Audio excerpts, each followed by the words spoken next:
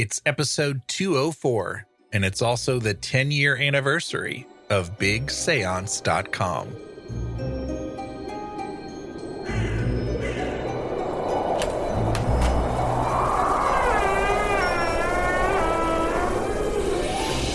Welcome to the Big Seance Podcast. I'm Patrick Keller of BigSeance.com, and this is a place for an open discussion on all things paranormal, but specifically topics like ghosts and hauntings, paranormal research, spirit communication, psychics and mediums, and life after death. So basically, anything that pops up in my paranormal world. The candles are already lit, so you might as well come on in and join the seance. In 2012, my small paranormal investigation team had been out and about for about 2 years. I would soon be inspired by Sarah Estep to do my own EVP experiments at home, and I was about 3 years into my spiritual shift that you hear me talk about often. I had just taken a channeling class where I met my spirit guide, Merlin, and I was binging every book on paranormal and spiritual topics that I could possibly get my hands on. I was also binging every episode of both The Ghost Whisperer and Ghost Hunters. I needed a place to share my thoughts on this new journey, and I had tons of thoughts. Blogging was all the rage, and so on February 5th, 2012, I wrote my first blog post at BigSeance.com. It was very short, but it was about spirit guides. And looking back at this post, you can tell that I had already been marinating in books about mediumship and the other side, referring to the other side as home, and I capitalized other side and home. Here's just a short highlight from that post. Recently, I was having a discussion with a friend on the topic of reincarnation. I made the comment that I'd love to have the chance to be a spirit guide when I return back home to the other side. Who knows what our priorities and interests really are when we're home, but I can think of several areas of work I'd like to focus on when I return. One of those things would be to help researchers studying the paranormal and life on the other side from Earth. But being a spirit guide would be pretty darn cool too, I think, and a lot of work, I hear. Then yesterday, I was reading a Sylvia Browne book, and she says that chances are, at one time or another before this reincarnation, we've all been a spirit guide. That was 10 years ago today. In some ways, it feels like yesterday, but at the same time, it kind of feels more like 30 years ago, especially when I read my thoughts from that time. They've changed a lot.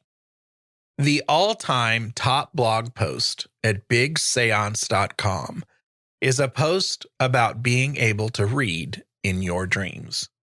To this day, that post is visited by someone in the world almost every single day. The popularity of the post later inspired episode 66 of the podcast. The all-time most popular search terms that people Google before landing at BigSeance.com have something to do with either Andrea Perron or the Perron family, which of course is the family whose real-life experiences inspired the Conjuring films, but also, oddly enough, Thomas Edison, or his invention, the phonograph. And as you'd expect, there are several variations of, what does it mean if I can read in my dreams, that brought people to BigSeance.com. After blogging almost every single day for 2 years, I began producing and hosting the Big Seance Podcast. Over the past 10 years, I've met so many fascinating people, and even some of you, my listeners, and there's no way to measure how much I've learned and grown just myself. In this special episode, I'll channel my inner Casey Kasem and unveil the top 10 most popular episodes of the Big Seance Podcast. And I'll highlight a portion from each of those 10 episodes. Links to each episode will be in the show notes at bigseance.com. And if you're a fairly new listener, I encourage you to go check them out.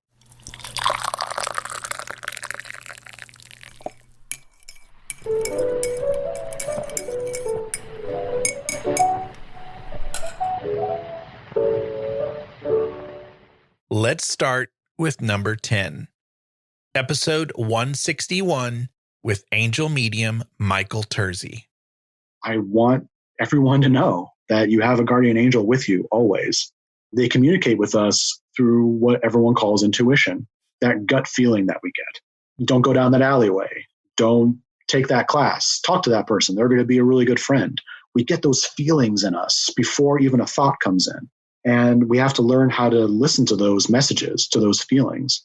Some angels will also touch us on the shoulder, or we'll see people talk to me all the time about repeating numbers, 1111, 444. They constantly see these numbers on a clock, or the number 28 is really big for them. You know, there's visual angels out there that will give messages through numbers, through visual cues.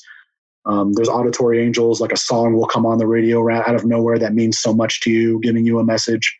They try to talk to you and communicate with you through the ringing in the ears. There's different ways our angels try to communicate with us, but the main point is that they are trying to send us those messages. We just have to learn how to listen to them and hear them. And then, like I said before, as far as the ethics goes, we then choose to act on those messages or not.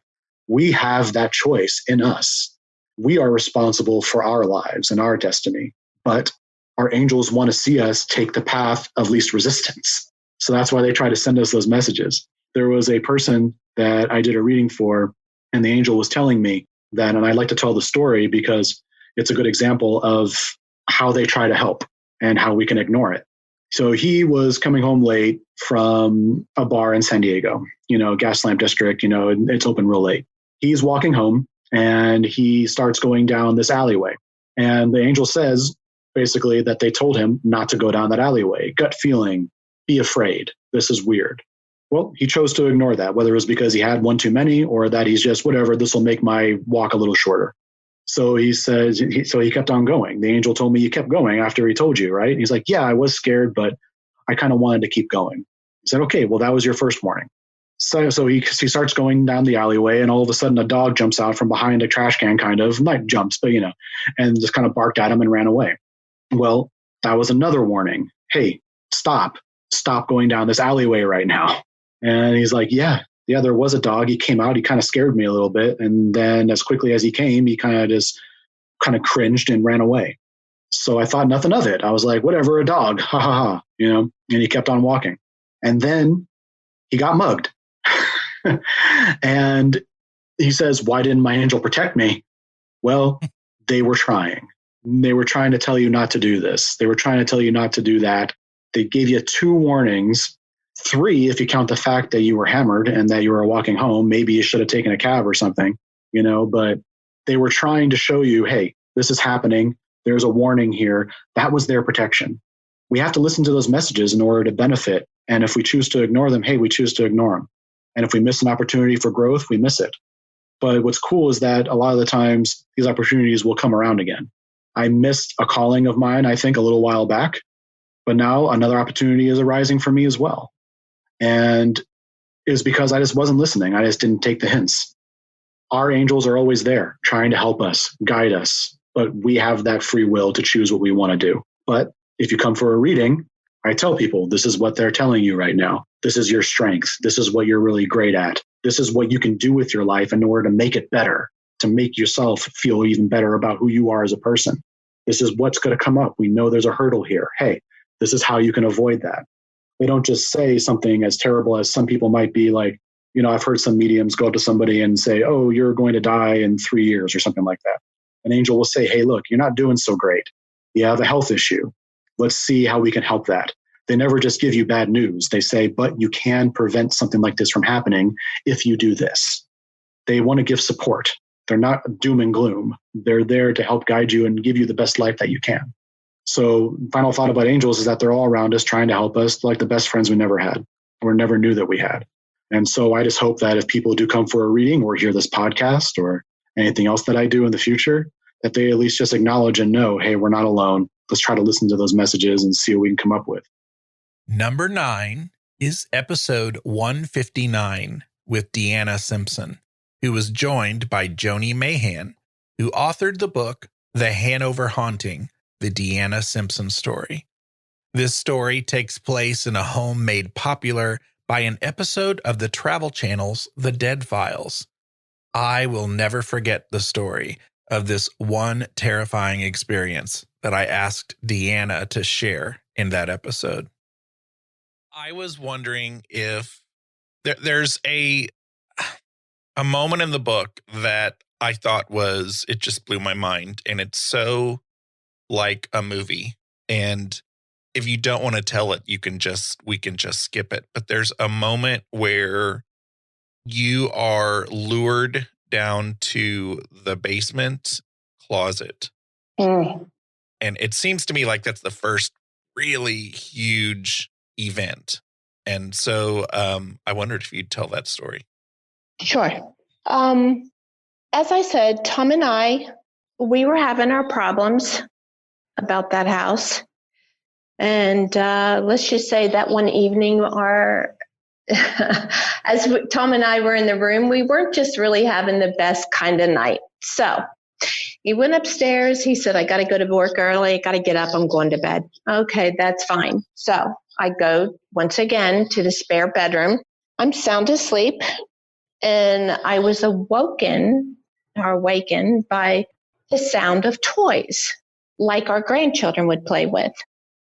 So I get out of bed and I'm trying to follow it through the house on the first floor, but I can't hear the sound. But now the basement door is always closed for obvious reasons. So I open up the basement door, and as I open the basement door, I start to hear the toys. It becomes more clear.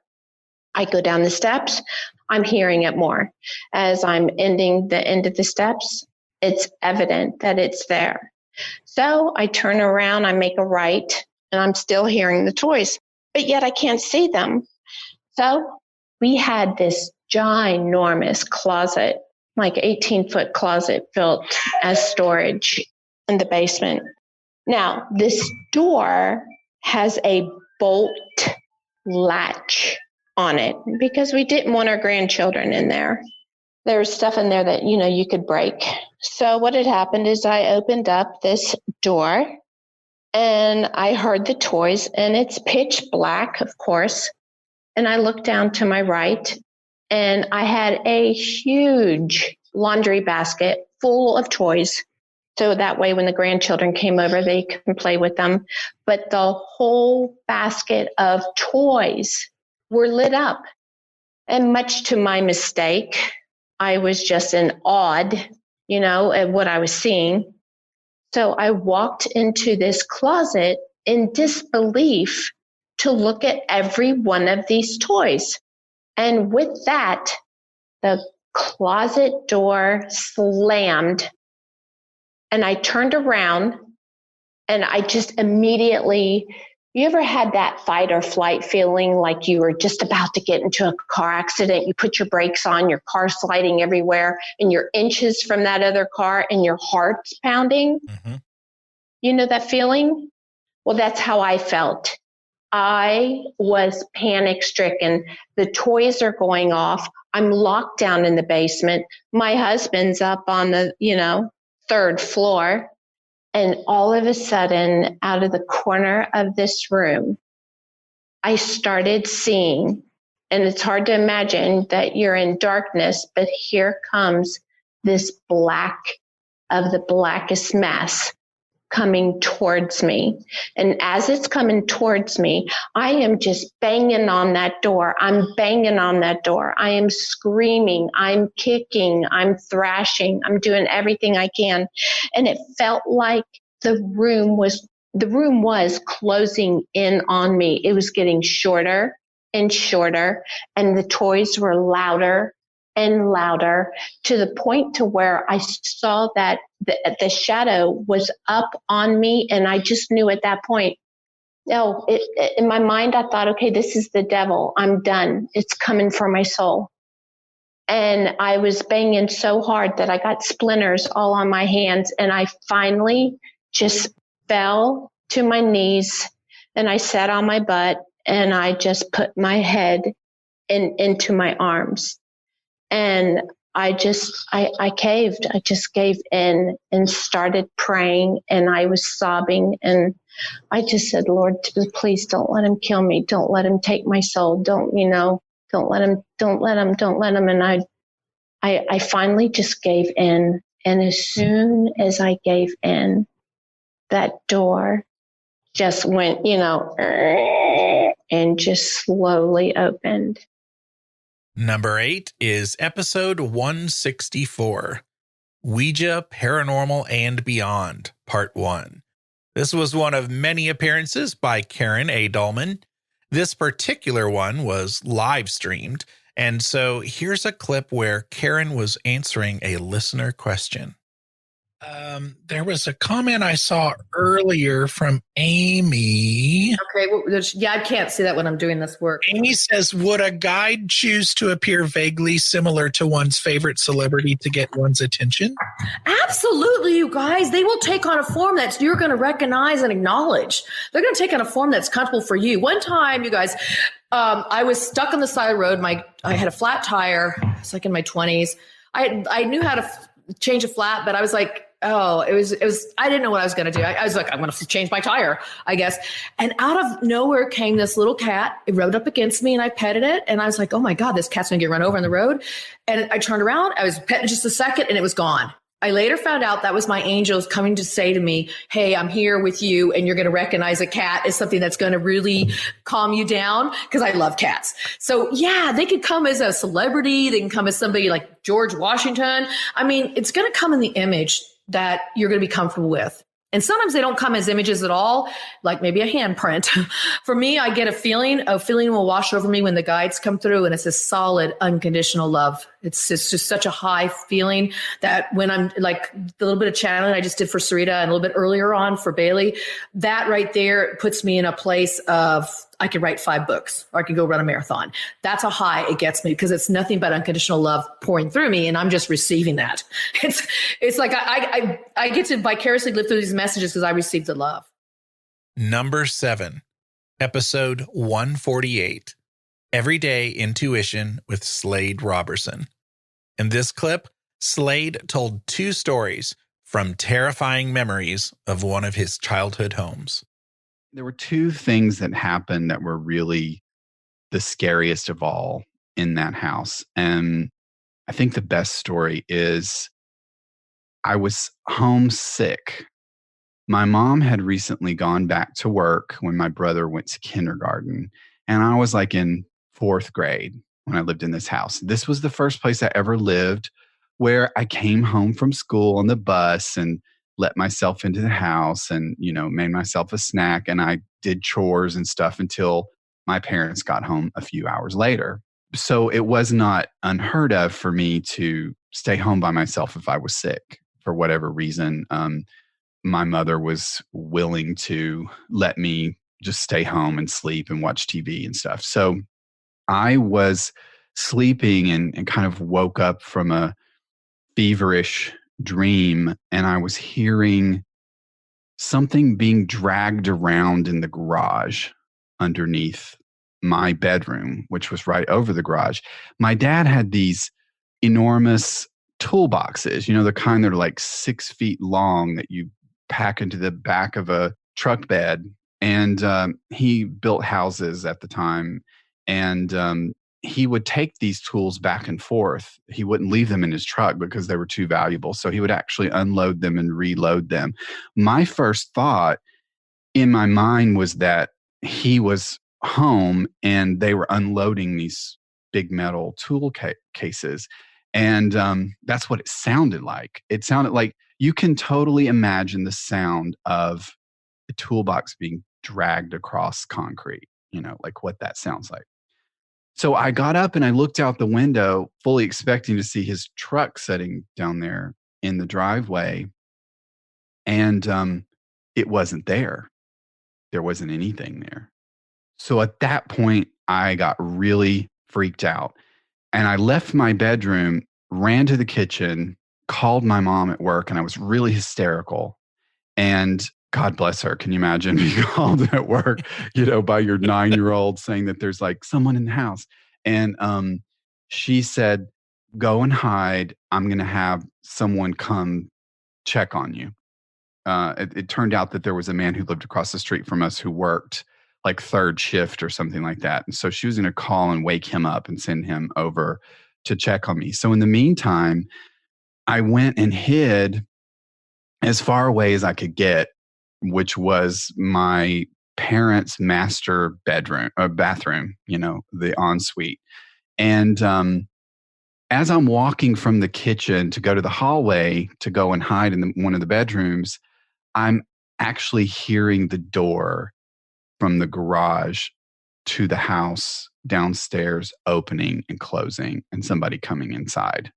And it was so close, like the staircase, I could, you have the sense that someone's right around the corner. And I had to actually run past the staircase in a moment's decision in order to be far enough past that whoever was coming up would not see me, that I wouldn't actually head into them. So I run down the hallway, go into my parents' bathroom. I shut the door and I hid in the bathtub, which had like a sliding glass door that was, like modeled where, everything's sort of blurry if you look through it. And I got in there and I laid down. I couldn't drag the door closed because, then you could hear it. So I laid down as flat as I possibly could in the tub in hopes that if someone came and looked into the bathroom, that they would just think it was empty.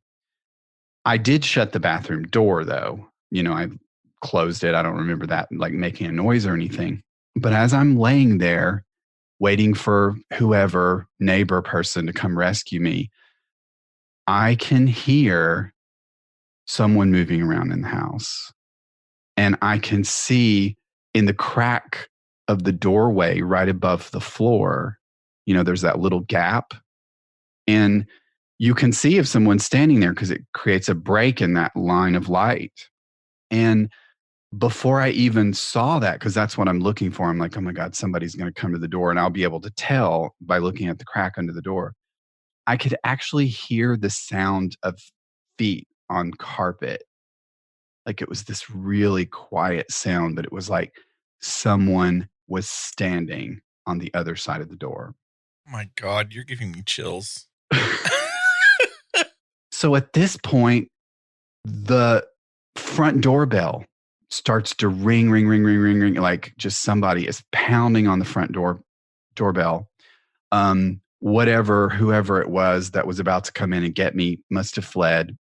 I ran to the door and let in the neighbor who had been woken up from a deep sleep and arrived with a claw hammer, like ready to, to rescue me with a claw hammer. And he was armed. So I let him in and he's checking the whole place out and there's no sign of anyone. Nothing has been moved. There's nothing in the garage. No doors are open. Everything's locked. It just was no one that was there. Later on, I was home alone for some other reason, maybe months later. And I was walking past my parents' master bedroom. And I heard a voice say, "Don't look in there." Like it whispered it. And of course I looked, Duh. I looked into the bedroom and I saw this old man in a wife beater tank top with a German shepherd sitting at the foot of the bed looking at me. They were both looking at me. He looked really ill, like he was sweaty and like, and it smelled like a dog, like a really overpowering smell of a dog. And I freaked out. I ran and left the house. Now, just to tie it all up, years later, like when I was When my brother turned 21, and the reason why I remember this is because he went to legally have a margarita with me. And we were on the way to like a relative's for Thanksgiving or something like that. And I was like 24 and he was 21, 25, 21, somewhere around there. And he brought it up. We started talking about living in that house. And in my mind, I had been alone in all these experiences because I had this like little 5-year-old kid that I didn't think was really seeing or hearing any of the stuff that I did. But my brother remembers everything. And the amount of detail that he remembers about things, he'll bring it up and you're like, holy crap, how did I forget that? And so just out of the blue, we've never, ever talked about it in a million years. He says, remember that man in the bedroom? And I was like, okay, hold on. Before you say another word to me, I want you to describe what he looked like, what he was wearing. And he described the same thing that I saw.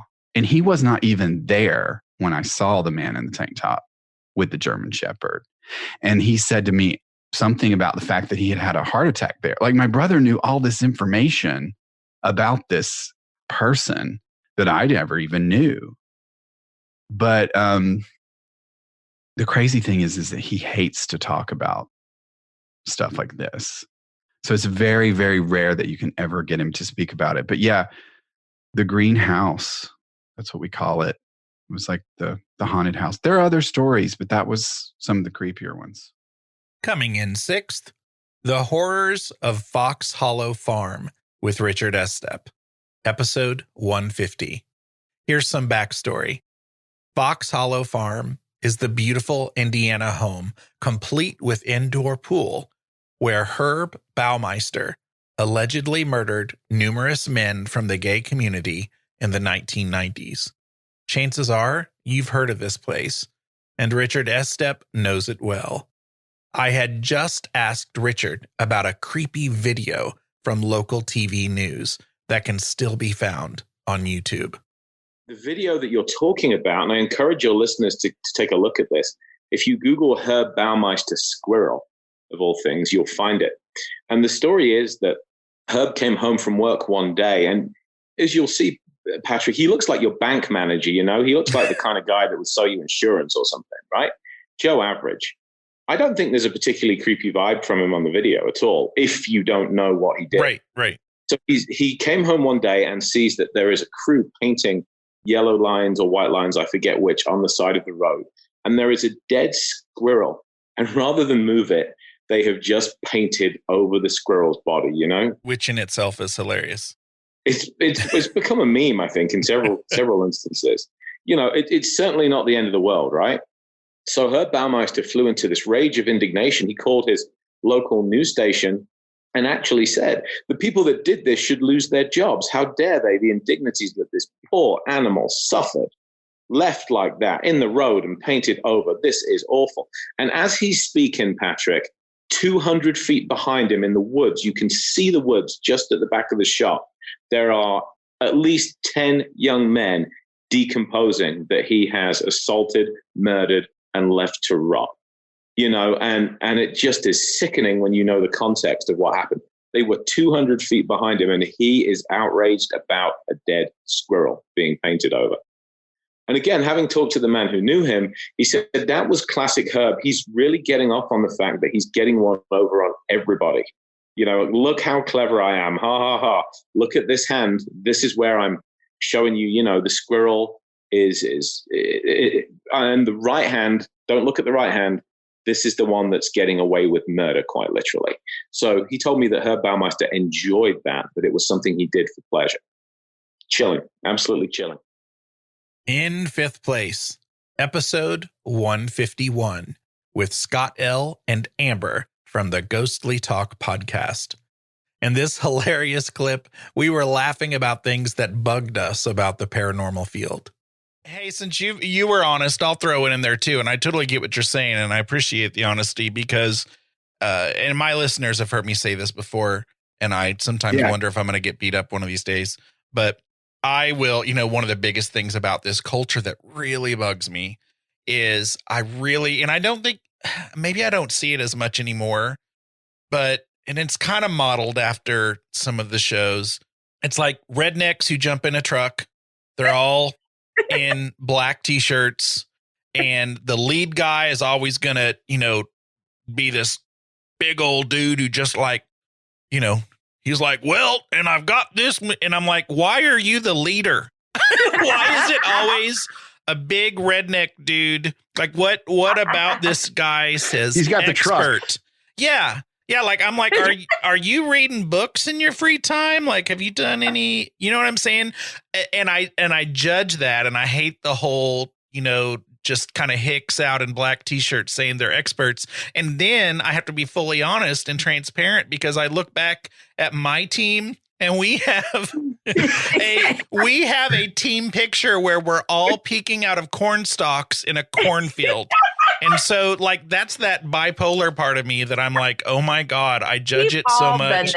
Yeah. I think we had matching t-shirts at one point too. Like, yeah. I'm not talking, no. I don't mean ghostly talk, but like my first ghost group I was part of, we had matching t-shirts. And yeah. So like my thing, okay, this is great. Cause like honesty, it's great, man. So here, this is going to span off of what you just said, Patrick. I have seen that, and I don't really care if, there's probably a line to Nebraska of people that don't like me and don't like what I represent. And I'm perfectly fine with that.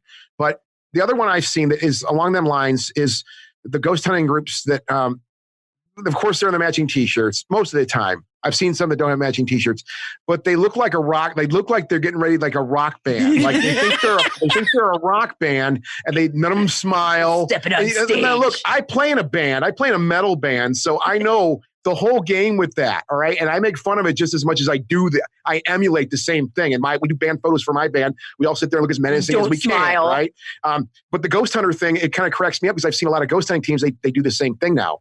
Maybe I'm being a bit hypocritical by saying that because I do it with my band, but I'm like, that's the band. That's what bands do, man. Right. That's the place you're supposed to be. Yeah.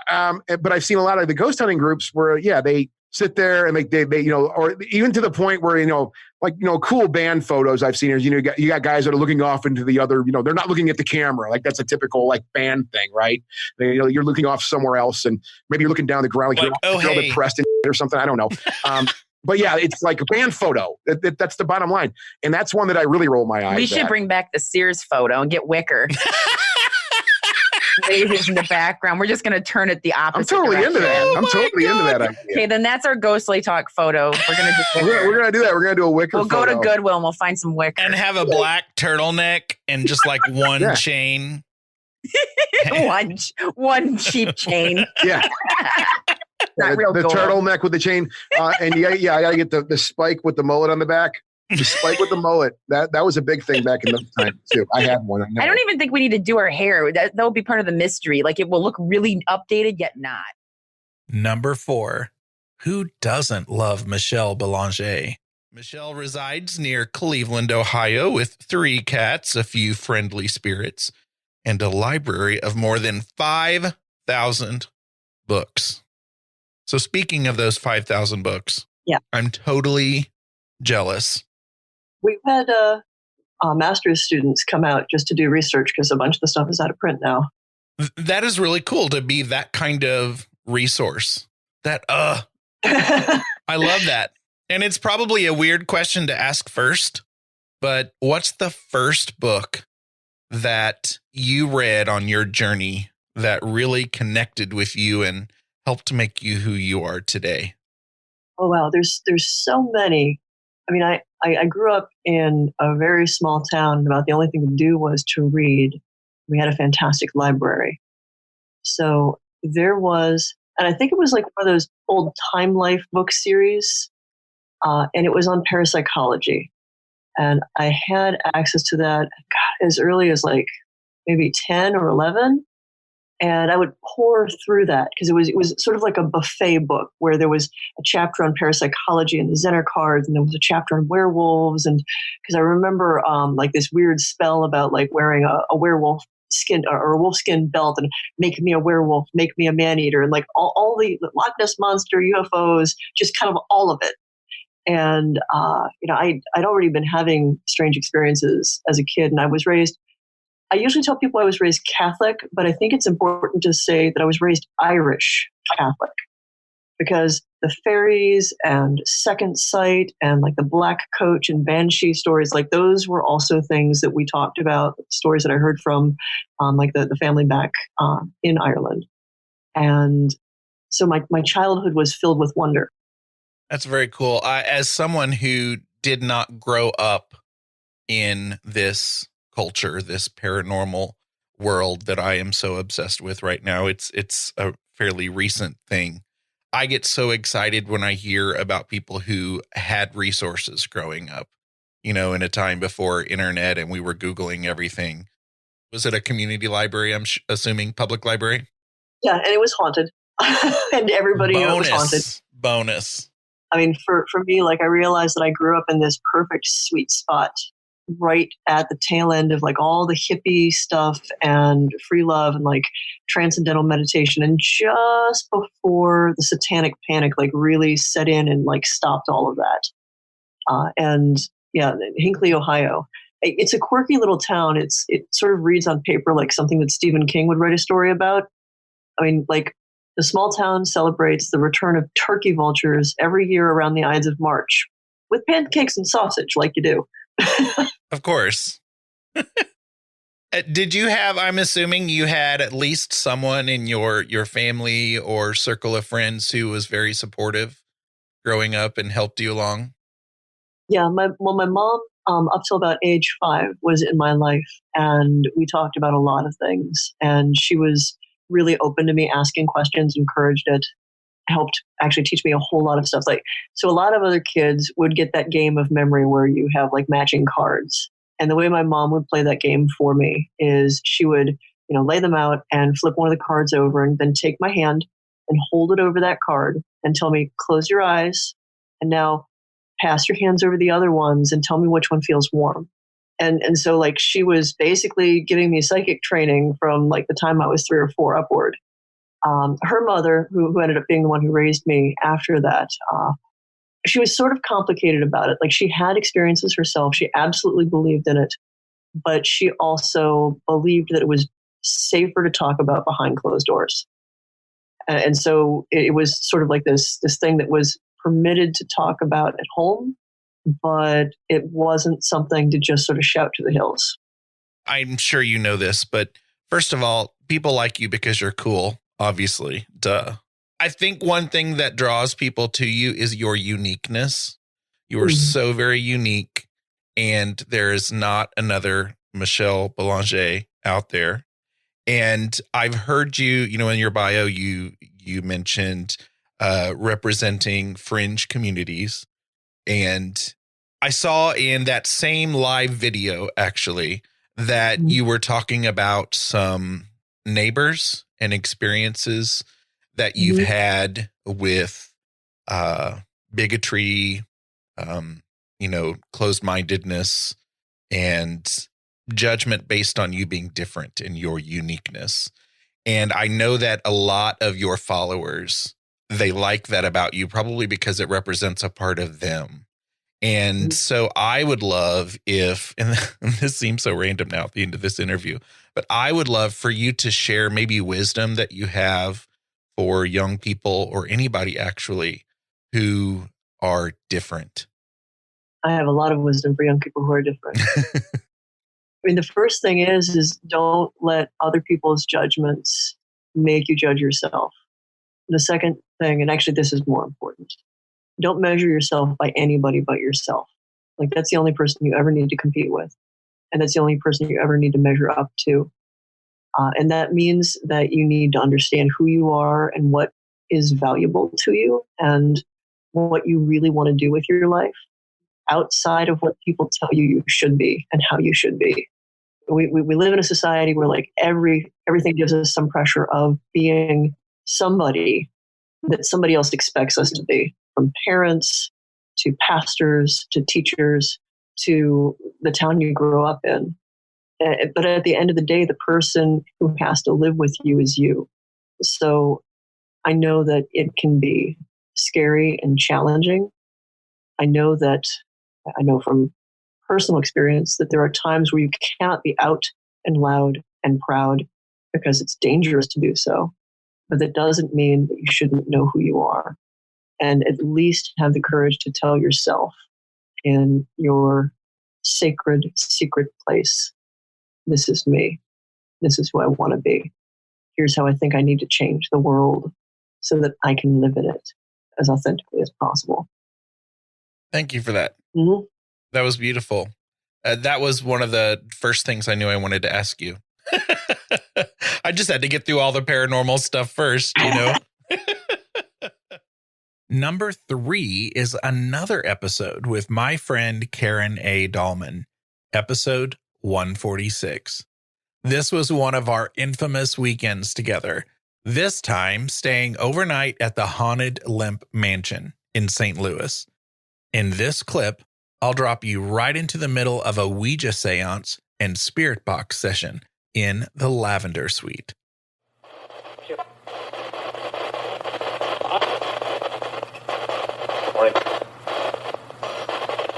It's been so long since I've used this. We welcome you to communicate with us. Any of these tools here that you see.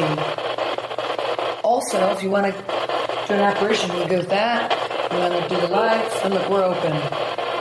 You can use the board with us, whatever you want to do. You want to touch us, manifest.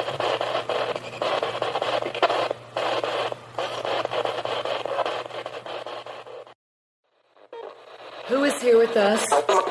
Who's here near us? Public? Did you hear? I don't know. Yeah, I did. And someone that I thought I heard public. I don't know.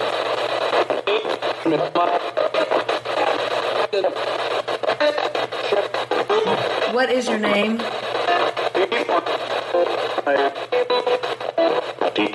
People. Did you hear that? For my people. God, I got People major are my chills people. on that. I put on people for sure. And you think it's my people? Oh, God, that gave me chills totally. Is Nancy here?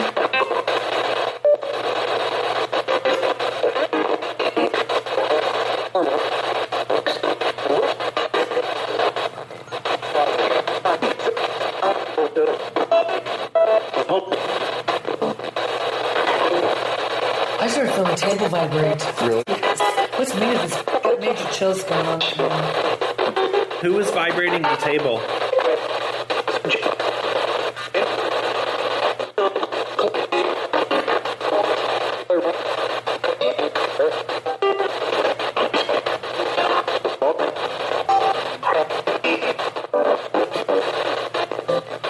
Is there a husband here? Alvin? What'd you hear? Elvis? Is Alvin here? No. Okay. What? Can you say it again? If it's not Alvin, what were we supposed to hear?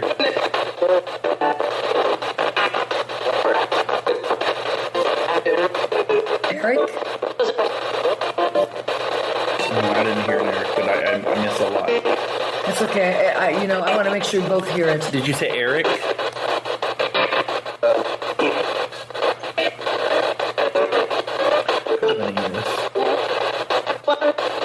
The people thing was very clear.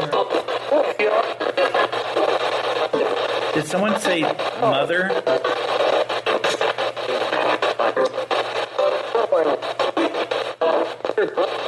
Eric, heard it again. Eric, tell us about yourself.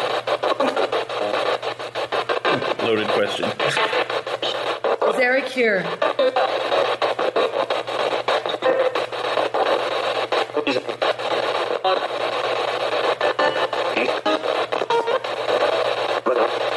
Heard mother.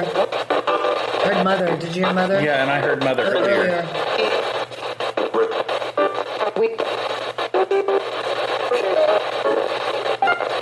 Is Nancy here?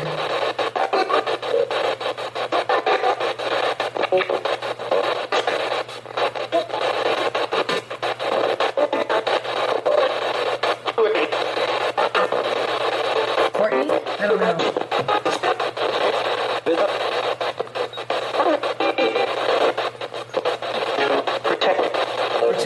protect. I did hear that. Straight up heard protect. So I'm going to straight up, I'm going to circle them like this. I'm going to straight up. Like it means we both hear it. Mm-hmm. That'll be Earth. Yeah. My people protect. People protect. Brittany. Did you hear Brittany? Brittany or breaking? Yeah. Tell us again. What do we need the word we need to hear? People.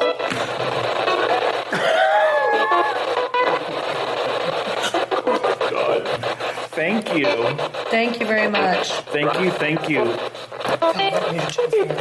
People are here. Okay. I feel you guys. Exactly the same. Okay, come here. Let's get on here now. So thank you. Let it run. You keep talking to us. Said yes.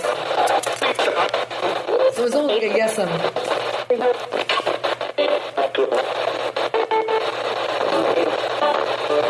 Okay, people that are here, we're back on the board. We heard some names. So go ahead and tell us who you are, who's here with us, and use the board as well as these tools. Thank you. Zoe? Yeah, something like that.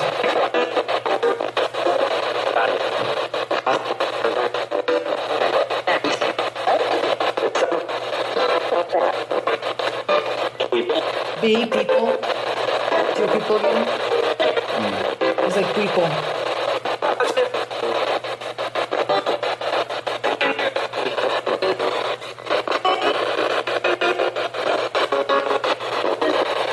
If there's something we're supposed to hear, tell us. Make sure you get it for us.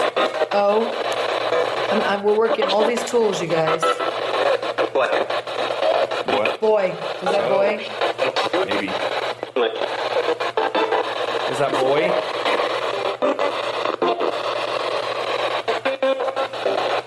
Okay, we'll keep working this from all these tools. B. Thank you. I got a B. Thank you. It's like they confirmed it.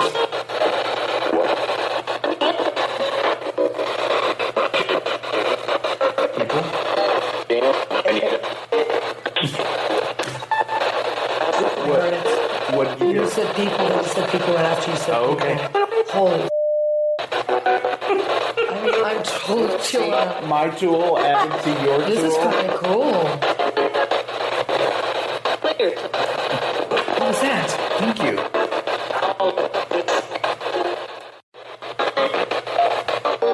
Is there a Bob in the Lemp family?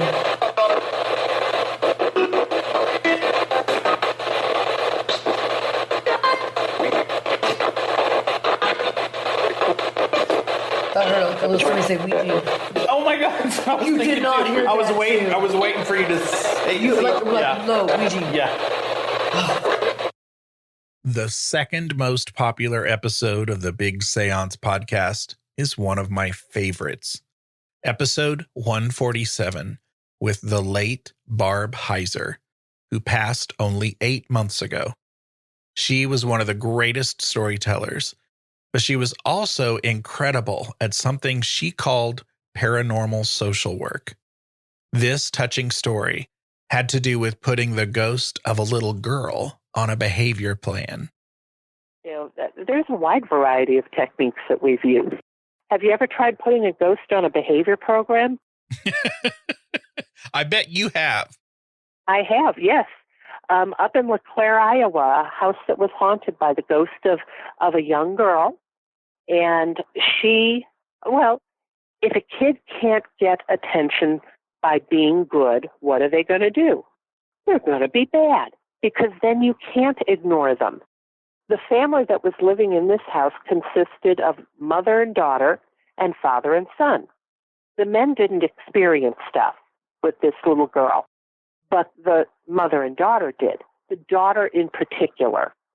When the family moved into the house, the daughter was 12. We figured the ghost of the little girl was about 9.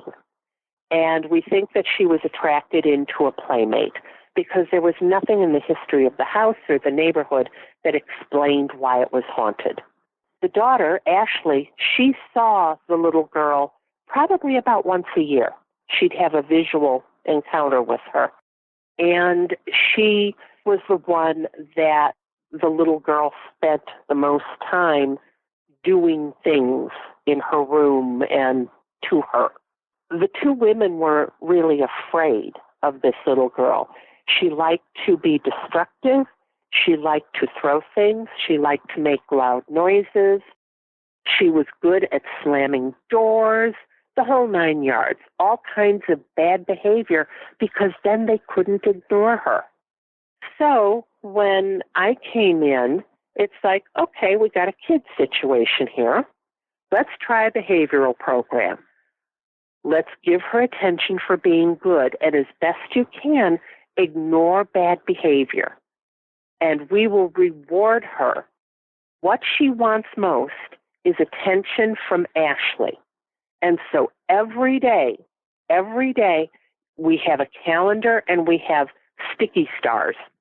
And every day at the end of the day, Ashley is to go to her calendar, and if the little girl has been good, meaning she didn't destroy anything and she didn't scare anybody, Ashley is to praise her and give her a star on her calendar. And when we come back, if she's gotten a lot of stars on her calendar, we're going to bring her toys. And so this is a pattern we set up. The little girl's behavior kept getting better and better. And we would bring toys, brought her a Raggedy Ann doll, brought her a tea set, brought her all kinds of things that were hers. And ultimately, because we did that, and Ashley was giving her so much positive attention, the little girl finally became open to the idea of crossing over. Because of research we had done and some things that would take a long time to explain, we believed that the little girl would have been born around the same time that I was. And so toys that would have been meaningful to her would have been things like a Chatty Cathy doll. And so we asked her, did you have a Chatty Cathy or a Mrs. Beasley? Because we wanted to narrow it down. Mrs. Beasley was a toy from the late 60s. Chatty Cathy was a toy from the early 60s and late 50s. She had a Chatty Cathy doll. So now we knew what rewards would be meaningful to her. And so we built up a more positive relationship, and we finally said, okay, we're going to throw you a birthday party the next time we come. And what would you like? Well, Ashley said what she's telling me is she would like cupcakes. And she wants cupcakes with sprinkles. So we brought cupcakes with sprinkles, we brought candles, and we brought toys, presents. We were kind of hoping that when we sang her happy birthday that she would blow out the candle, but she didn't. Kids never cooperate. Anyway, we got it to the point where there was a positive relationship between this little girl and Ashley in particular. And Amy said, our psychic said, her grandparents are here. We figured it was possible that her parents were still alive.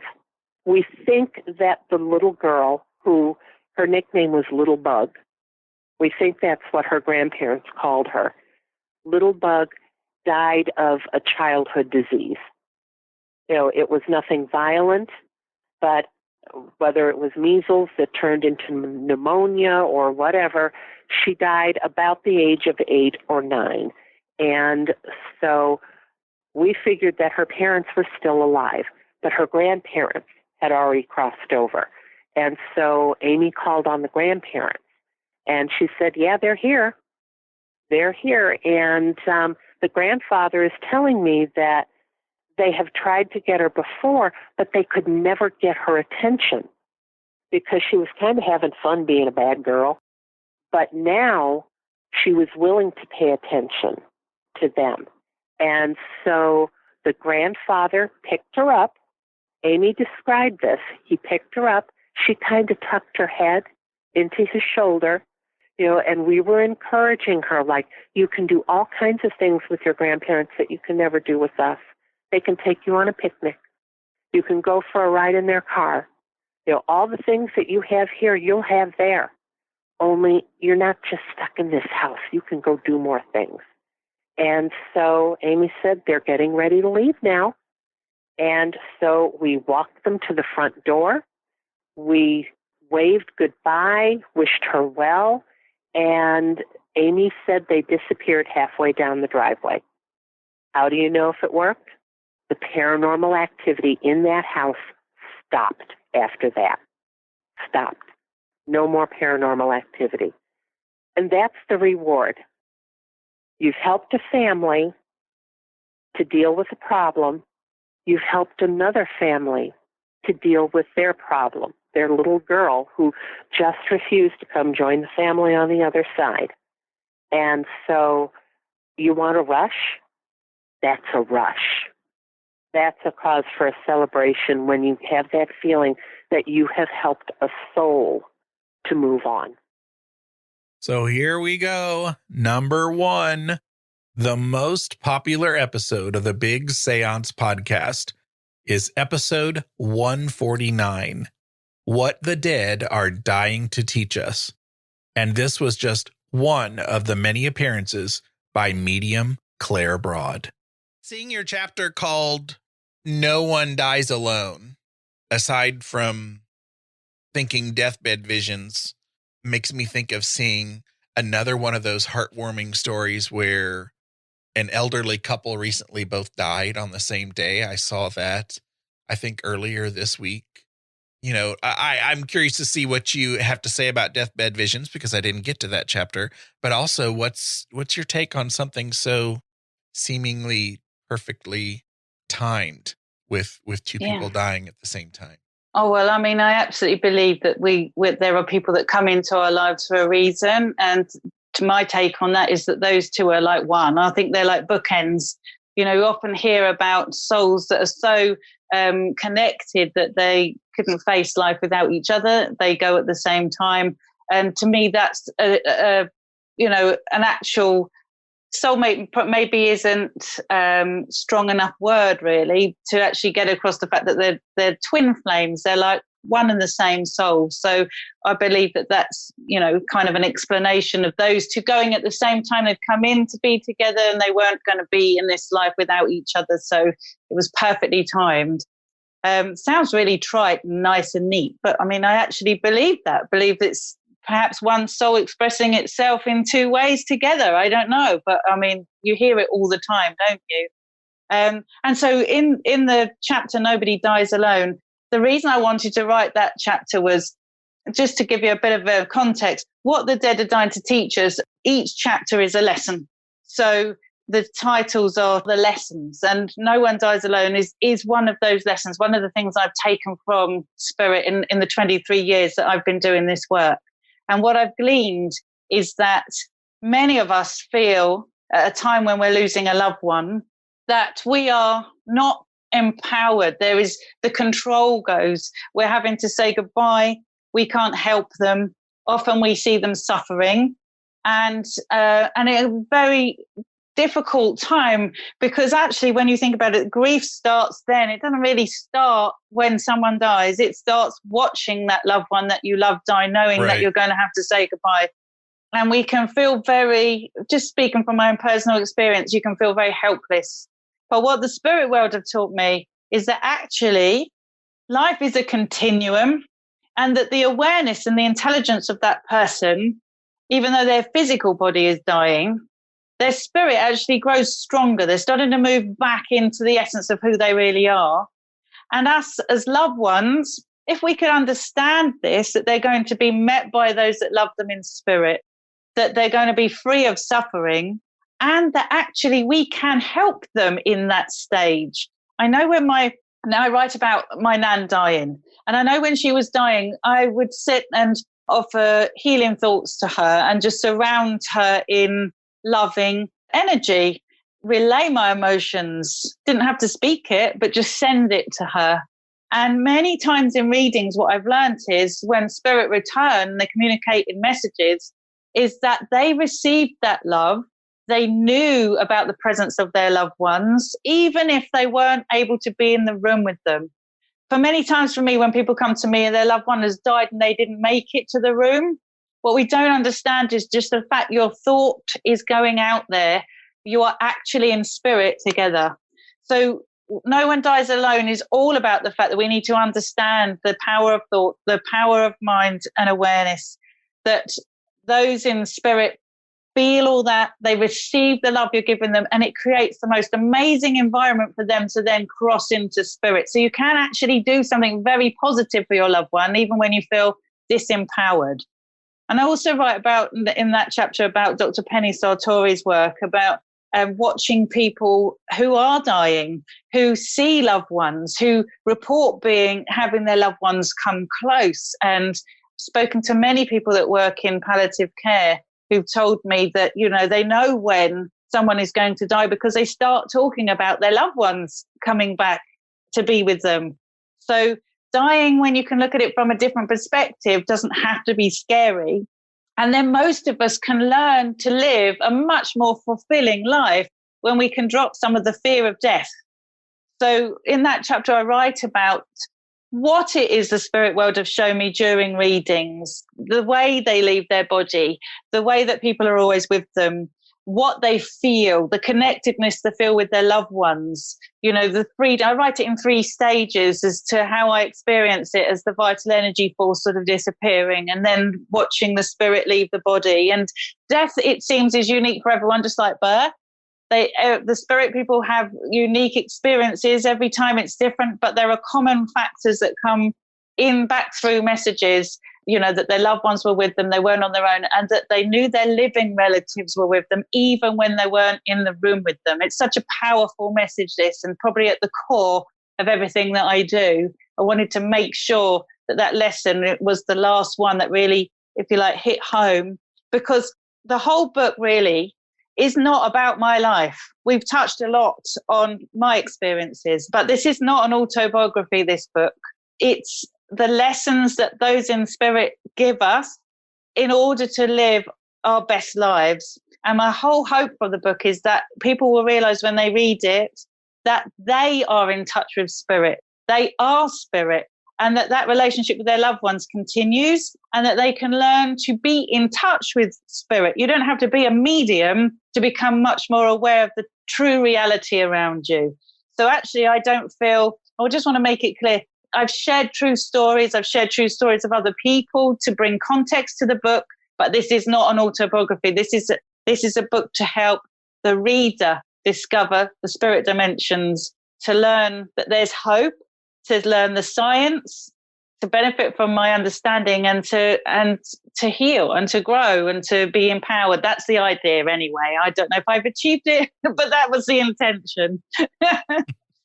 Well, I should let that be your final statement because it closes it up so nicely. However, I did want to say, regarding that chapter, No One Dies Alone in Deathbed Visions, I remember that being another one of those, kind of like when I first started out on my, spiritual shift, the comfort you feel when you realize we don't die, and you learn about all the dogmas and stuff that you can throw out of your head. When I started reading about deathbed visions and like hospice experiences and things, that was another kind of additional comfort that I got about dying. And I think it's good for us, maybe not near death people, to understand more about it, because one thing that annoys me so much is when I hear about people like someone near death is experiencing those visions or talking to someone who may be there from the spirit world. And when they shut that down, or when they say, oh, there's nobody there, grandma, there's, and I don't know if that matters, because, that person might be so connected at that moment that their skepticism doesn't mean anything, but it bugs me, kind of like, on the opposite side of life, children, when children see that something's there, it now annoys me when I hear people say, oh, no one's there. I'm like, well, you don't know. There might. How are you so confident? And I think the thing is, as well, is it's learning how to help somebody pass, isn't it? And to learn to celebrate the time you got together and the life they had. And we're frightened of death. We don't deal with it at all well. And so when somebody starts saying those things, we've kind of bought into a narrative, haven't we? Whoever put that narrative out there as some kind of real intelligent academic who knows all the answers, we've built this narrative that, the afterlife isn't real, that it's all just, imagination, there's no such thing as ghosts, and, mediums are fraudulent, and it's been proven. Well, it hasn't been proven. And actually, when you look at the research, you realize it's completely the opposite. And that most people, if I had a pound or $1 for every time I opened up about what I do, and the person I'm talking to tells me about their own experience, then I would be rich, because most people have a story to tell. And yet somehow we kind of don't acknowledge that, and we even manage to dismiss people's human experiences, like you say. I hope this book goes some way to try and change that, because I think if I'm dying one day, which I will be, I would like to feel nurtured and not made to feel stupid about saying something that is a very real experience to me that might be bringing me comfort, I just think people are in a sense, we can't even judge, can we? Because people aren't themselves anyway at that time when they're dealing with a loved one. They're not thinking things through, right. And there's a lot of resistance. Oh, no, you're not going anywhere. We don't even talk, you don't even say what you really want to say to that person for fear of admitting they might be dying. So it's a very strange time. We do need to adjust our whole mindset around it all, because we're all going there,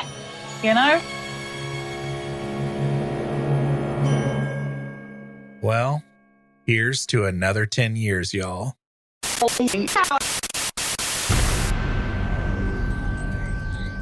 Thank you to the following super paranerds who support the show at patreon.com/Big Seance.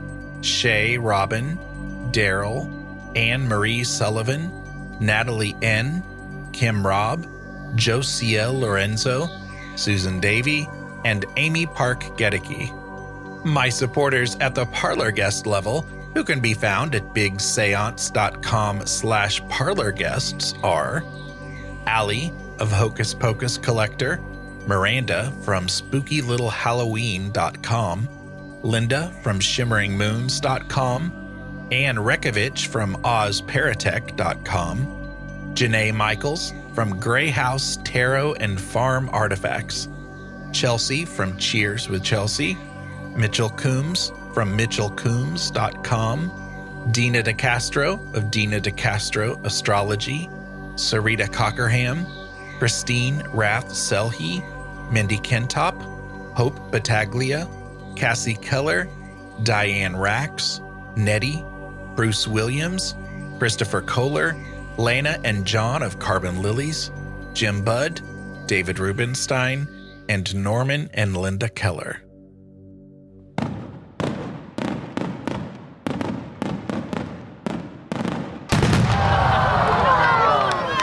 That sound you just heard was the above and beyond. There's not even a category for your level of support fireworks display, because I have 6 awesome listeners who support the show at the $10 level. You've heard their names before: Peggy Hagan, Glenna Becker, Steve Skinner, Kevin Gilbert, AJ Meredith, and James Wilfong. So thank you, Peggy, Glenna, Steve, Kevin, AJ, and James. And thank you, Paranerds. For show notes, including links to anything we may have mentioned in this episode, visit bigseance.com.